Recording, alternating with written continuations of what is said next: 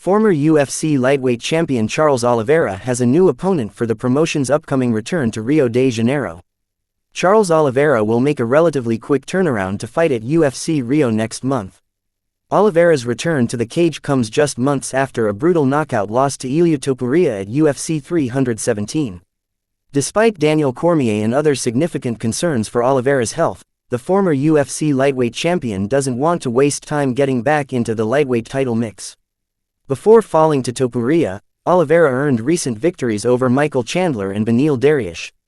Oliveira was originally supposed to face Rafael Fiziev in the UFC Rio headliner on October 11. But Fiziev recently suffered an injury, leading the UFC matchmakers to pursue other options. Oliveira publicly roasted some of the top UFC lightweights for allegedly turning down a spot opposite him at UFC Rio.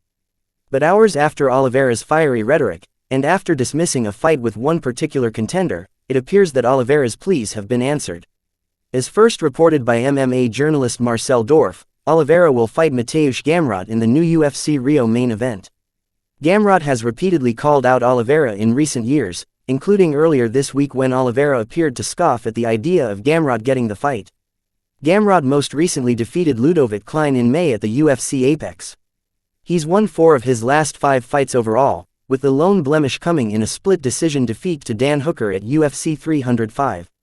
Oliveira vs. Gamrot comes at a time when the matchmaking for the next lightweight title fight is uncertain.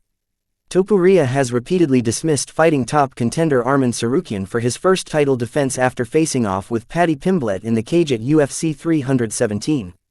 Oliveira could potentially earn another number 1 contender fight with an impressive performance at UFC Rio.